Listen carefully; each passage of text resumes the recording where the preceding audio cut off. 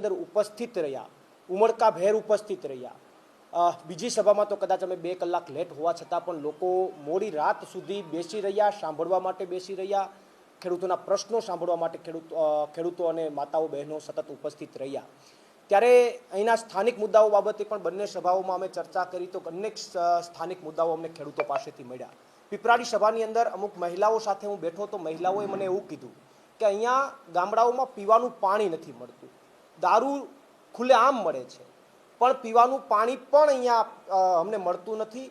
300 રૂપિયાની દાળીએમાં જઈએ છીએ અને 500 રૂપિયાનો ટાંકો અમારે વેચાતો લેવો પડે છે પાણી પીવાનો। તો હું એવું માનું છું કે આ તો બહુ ભયંકર પરિસ્થિતિ કહેવાય। પાંચાળ પ્રદેશની અંદર મોટાભાગે સિંચાઈના પાણીનો સૌથી મોટો પ્રશ્ન છે, વર્ષોથી વાતો થાય છે સિંચાઈના પાણીની, પાણી મળતું નથી। સુરેન્દ્રનગરની વાત કરીએ કે સુરેન્દ્રનગર મહાનગરપાલિકાની અંદર અહીંયા બાજુમાં ધોળીધજા ડેમ 2006થી ભરેલો છે, છતાં દર 5 દિવસે સુરેન્દ્રનગર વિસ્તારના શહેરના લોકોને 5મા દિવસે પાણી મળે છે। આ સૌથી ગંભીર પ્રશ્ન છે। ગટરના પ્રશ્નો સિટીના બહુ ભયંકર પ્રશ્નો છે, ભૂગર્ભ ગટરના। એટલે અલ્ટિમેટલી કહી શકીએ તો બીજેપી ભ્રષ્ટાચાર કરવા સિવાય બીજો કોઈ એમની પાસે ધ્યેય નથી। શહેર હોય કે ગ્રામ્ય હોય દરેક જગ્યાએ ભ્રષ્ટાચાર કરી રહી છે અને સુરેન્દ્રનગરની અંદર પરિસ્થિતિ બહુ ભયંકર છે।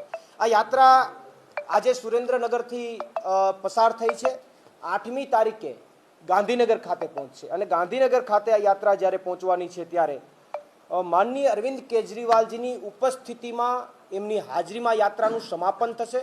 8મી તારીખે બપોરે 3 કલાકે રામકથા ગ્રાઉન્ડની અંદર એક વિશાળ જનસભા ખેડૂતો માટે યોજાવાની છે, જેમાં માનનીય અરવિંદ કેજરીવાલજી ઉપસ્થિત રહેવાના છે અને આ યાત્રાનું સમાપન થવાનું છે।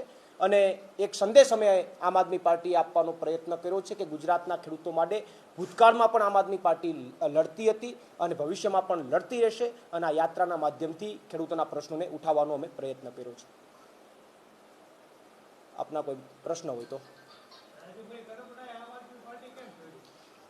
રાજુભાઈ એ જે કંઈ પણ પાર્ટી છોડી છે હું અગાઉ પણ જણાવી મીડિયા સમક્ષ મારી વાત મૂકી ચૂક્યો છું અને અત્યારે પણ કહું કે જૂના કેસોને લઈને જે બીજેપીએ એમની ઉપર પ્રેશર બનાવ્યું અને એ વાતને લઈને એમને પાર્ટી છોડવી પડી છે। આગામી જે ગ્રામ સ્વરાજની ચૂંટણીઓ આવી રહી છે એના માટે આમ આદમી પાર્ટીની શું રણનીતિ રહેશે?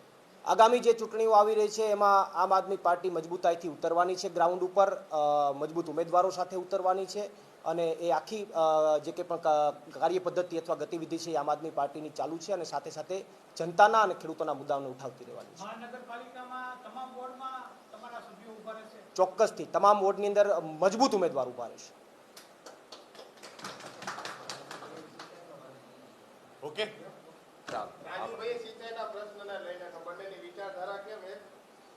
જુઓ, ખેડૂતોના મુદ્દા માટે કોઈ પણ વ્યક્તિ અવાજ ઉઠાવે અમે આવકારીએ છીએ અને અહીંના જે પ્રાણ પ્રશ્નો છે એને ઉઠાવવા, એનું નિરાકરણ કરવું એ આમ આદમી પાર્ટી વતી અમારો હક છે, અમારી ફરજ છે અને અમે ઉઠાવી રહ્યા છીએ।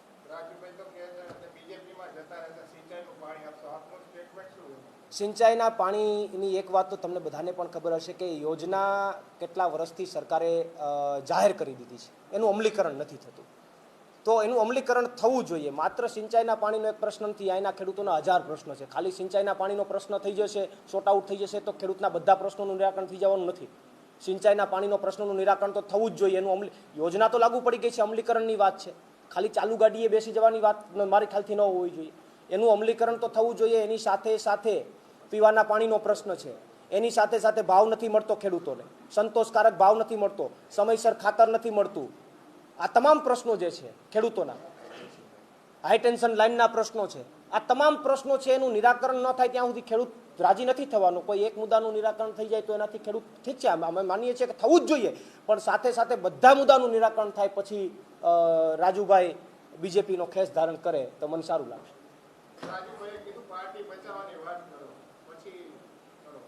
ના જુઓ, પાર્ટી બચાવવાની અને એના કરતાં એ સેકન્ડ મહત્વની કોઈ વાત નથી। એ બધી વાતો તો હવે બહાર થઈને થવાની, પણ મહત્વની વાત એ છે કે અમે ખેડૂતોને બચાવવા નીકળ્યા છીએ આ ભાજપના શાસનમાંથી, ભાજપના કુશાસનમાંથી અને ગુજરાતના ખેડૂતોને બચાવવાના છે અને આમ આદમી પાર્ટીનો ધ્યેય છે।